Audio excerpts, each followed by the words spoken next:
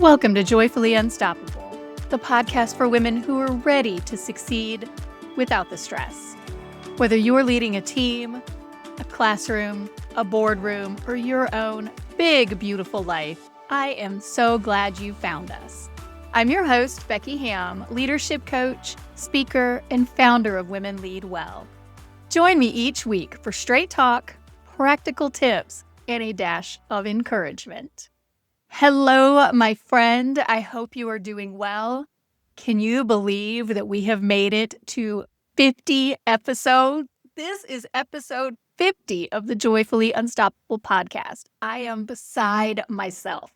When I launched this podcast a little under a year ago, I just did it because I thought it would be fun. As a coach, it is not my job to tell my clients what to do. That is the definition of bad coaching. So if you have an executive coach or leadership coach or a life coach and they're trying to give you advice, fire them. That is not their job. That is not in service to you. Your insights, your commitments are in service to you. The coach holds the space and asks the questions, but they don't tell you what to do. And if you don't believe that, well, y'all, just come on. Let me give you a gifted coaching call. You can experience true transformational coaching for yourself and see the difference. But here's my point.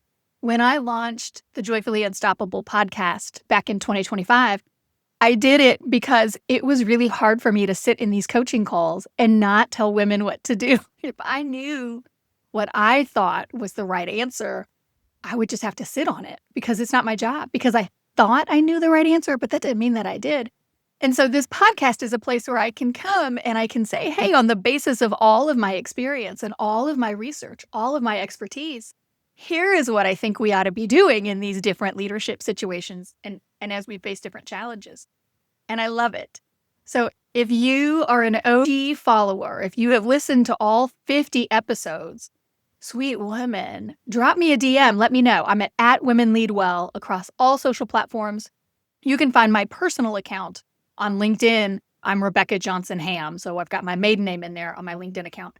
But drop me a note. Let me know. What was your favorite episode? What do you want to hear more of? What should we do over the next 50 episodes? I'm so excited. I love it.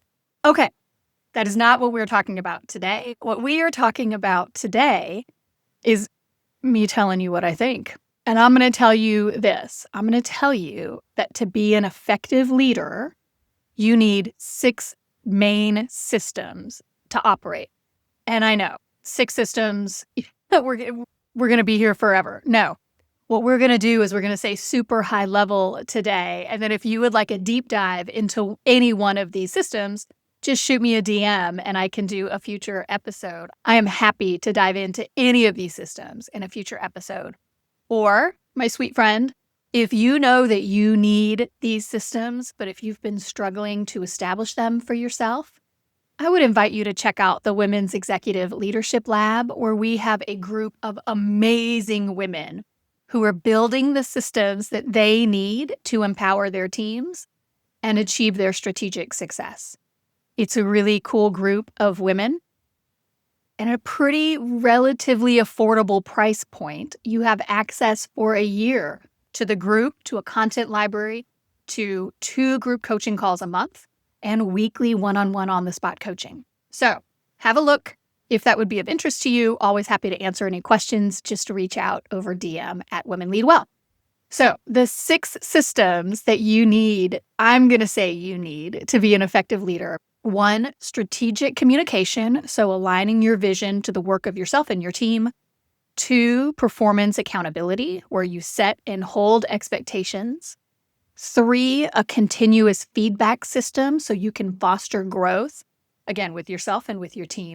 4, a system for making effective and strategic decisions, how you manage risk and pursue opportunities.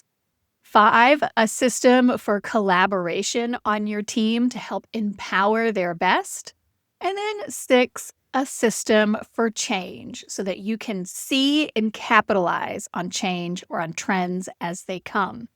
When you put them together, these systems ensure efficiency, they ensure trust, alignment, and they allow you to move from firefighting to leading, out of reactivity into strategic progress, sustainable strategic progress, which is what I want for you.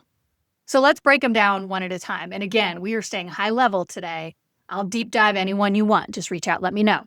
System number 1 is your communication system. And this is where you have strategy and clarity, where they come together. And so for this system, it is a matter of establishing clear channels for consistent, transparent communication. Why do you want to do this? Because it builds trust and it aligns your team members on goals. And so what are a few of the keys to having this communication system? 1, you've got to be clear on your strategy, right? So you need the clarity before you can communicate your vision, your values, your mission, your priorities, anything that is time sensitive. And so your benchmarks for the year or your benchmarks for the quarter, or if there is anything, how you want your team to do the work that they're doing.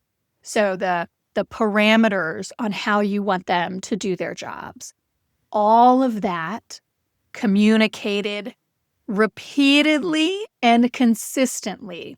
And I've done a previous episode on this. I'll try to remember to link it in the show notes on how you just have to over-communicate to be effective. And it can be frustrating. And I myself, when I was new to more senior leadership roles, I would get really frustrated because I would think my team members or just individuals in the organization weren't listening. And it took a lot of humility on my part to come to accept that they weren't blowing me off.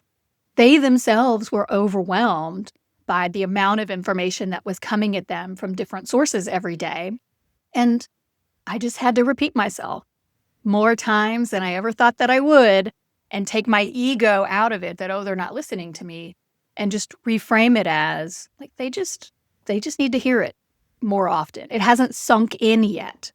And so my repetition, my consistent, every team meeting, bringing it back to the values and the priorities, not to micromanage, but to set the expectation that I expected them to behave collaboratively. I expected them to put our client's interest ahead of anything else, that we were going to operate at a high level. And if that meant that we had to stop doing things because of a budget crunch or whatever, then okay, then we were going to stop doing some things so that we could pursue excellence in the things that we were doing, right?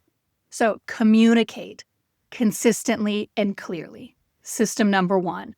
And so that could be through email. That could be something that you just repeat in all of your one-to-one communications. It could be something that you repeat in your team meetings and you just reinforce and reinforce and reinforce, because it's going to take a while for them to pick it up, for it to soak in. So system 1, how are you communicating those priorities, those values, those key elements to how you want your team to operate? And then do 3 times as much as you think you need to. System number 2 is your accountability system. This gets clear on your expectations and then how you are receiving the results, so how your team is performing. And here, key to this system is to define and document any key processes and expected results. And so effective leaders ensure that team members know what's expected of them, and effective leaders hold their team accountable. And we've talked about this before too, that giving that constructive feedback is in service to your team member. Now, I'm going to say it again. Giving constructive feedback is in service to your team member. If you look at the episode we had just recently on delegation, I talked about this, that how do you provide feedback to team members on a task that you've delegated with that clarity, with that context?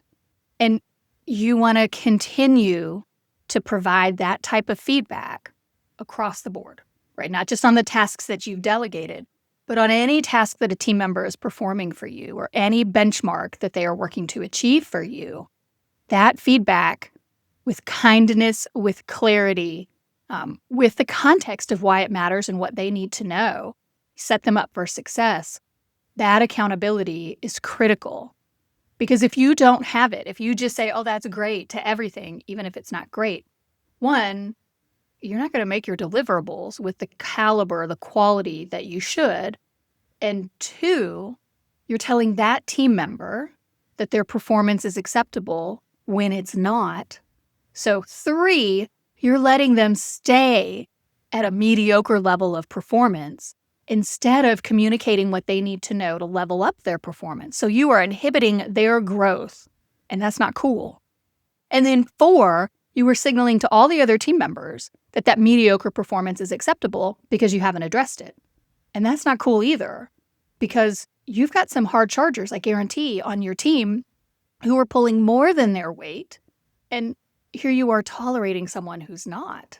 That disincentivizes their performance, and it fails to honor the value of their performance. So clear accountability systems to hold your poor performers accountable. Oh, that was a tongue twister. And clear accountability systems to feed into and honor, recognize, and reinforce your high performers. So you don't just give attention to the individuals who aren't cutting it. You give attention and you continue to grow your hard chargers or your fast movers or your high performers as well. System number 3, feedback and growth. Now, this is for your own personal reflection and development. So accountability is for your team members, but this feedback and growth system, this is for you. Create formal opportunities for consistent feedback and reflection. And so that could be a relationship that you have with a mentor. That could be one-to-one coaching with an executive coach. That could be when you sit down with your boss, if you have a boss, to get that feedback from them in your one-to-ones, that you have a targeted set of questions that you ask to get the pulse on how you're doing. And when you sit down with your team members, that you have periodically, maybe not every conversation, but every month or 2, at least once a quarter, you ask them how you can serve them better. You ask for their feedback on your performance and what you can do to improve. And you take all of that and take action on it. Not in the, I'm terrible and look at what a terrible job this is how I'm failing. No. In I am a professional, and a hallmark of professionalism is a commitment to continued growth. You never waste an opportunity to level up. But that reflection, that feedback is the key to leveling up. So you need a system for it. And there is so much going on. There is so much that is urgent and important that it can be easy for you to ignore this important task as well. So I'm saying don't do it. Build a system for it. Get it in your calendar. Get it in your notes of the template that you use to structure your one-to-one conversations with your team and with your boss. And if you don't have those templates, reach out. Let's have a conversation. We can build them together. They are pretty straightforward to do. And yeah, never miss an opportunity to grow. System number 4 is your decision-making system. And here I'm saying strategic decision-making system. You want a process for sound judgment, particularly judgment under pressure or judgment in an information-constrained environment where you don't know everything that you would like to know to make the decision. And so this includes, how are you going to analyze different situations? What types of data are important to inform your decisions? And then how do you delegate that decision-making when appropriate? How do you do it effectively as opposed to working in isolation? So you've got a big decision. You can go out and do all the research that you can do from your level and try to come up with the answer or come up with the choice or the decision yourself. You can also work with your team, have your team answer the questions for you and prepare the options and evaluate the options on the basis of the information that they have. Sometimes at the working level, that information is better, right? It's a more direct information, and now you take your strategic vision to it and your strategic perspective, and then you can bring all of that data and those perspectives together and make a better decision. But it is easy, particularly in a time-sensitive environment, to default to what do I know right now in this moment. And because you've been doing this for a while, you probably know a lot, and your judgment is probably pretty solid, but it will never be as solid as judgment that is informed by an entire team of rock stars who are bringing their best and feeding it to you in the way that you need to make your best choice. And so taking time to create that system of how that information comes to you, how you best receive the information and process it, and what information you need for any type of decision. You're going to want certain types of information. Investing the time to create that system now and working your team so they get used to giving it to you in the way that you need it and providing the feedback to them so they can continue to refine what they give you and how they give you. All of that is going to pay dividends. And it feeds into this fifth system that I want to talk about today, your collaboration and empowerment system. This is your team building system. This is how you cultivate an environment that empowers the members of your team. It strengthens their confidence, and it fosters this feeling of togetherness. And I want to be clear that I do not mean this in like a cheap team building trust fall kind of an exercise. I do not. I mean this in the very meaningful, you get to know what matters most to your team. You get to communicate, again, over-communicate systematically, consistently, that you believe in their ability to operate at a high level and to do their work. And you turn to them consistently and systematically for their input to inform the decisions that you make on behalf of the team for the organization. And the more that you do that, the more that you turn to them, learn from them, and allow them to inform the decision-making process and the actions that you take, the tighter your team will be. Because they see you investing in them and listening to them, and they in turn are going to invest in their work, and they are going to show up for you. It is a beautiful system that is highly rewarding, and it really doesn't take a lot. Again, this isn't pizza party kind of team building. No. This is using your team, working the team for the common outcome to achieve the goal that is good for the team. And now the final system is system number 6, and that's a system for change, adaptability. And here I'm going to say that effective leaders have a proactive system for identifying goals, fostering resilience, identifying trends, being open to adaptation, right? Having a creative problem solving and innovative mindset and an ethos within the team to keep the team moving forward. I've said this before, and you just happen to know it because you are living in this world with me. We are in a period of acute change, drastic, dislocating, disruptive change. And we can cling to the old ways because they've worked in the past. Or we can be clear-eyed about what's coming, and we can capitalize on that to our advantage. Not in a like twist the mustache kind of capitalize on it to our advantage, but in the sense that all of our organizations have goals. They have missions, and the way that we achieve those missions, the way that we achieve those goals are changing. The goals themselves, the missions themselves might be changing in light of this broader systemic change that we're all experiencing.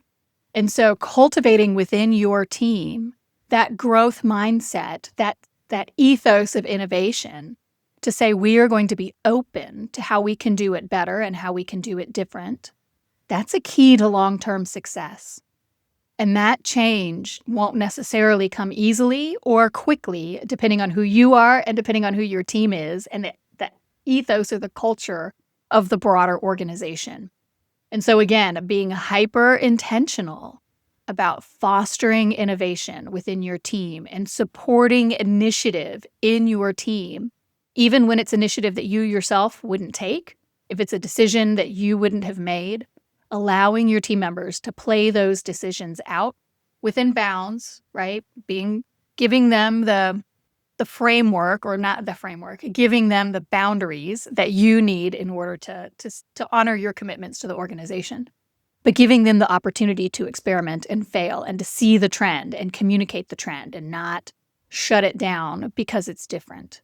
Investing in that system now absolutely will pay dividends moving forward.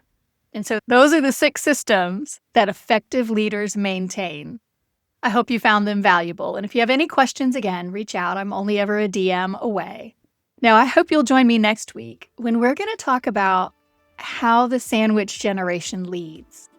If you're a caregiver to both your parents and your kids, you won't want to miss it. If today's episode spoke to you, I would love for you to share it with a friend. We need more women leading from alignment, not adrenaline. And if you haven't already, make sure to like this episode and subscribe so you don't miss next week's drop. And last thing, if you haven't signed up for my weekly newsletter, what are you waiting for?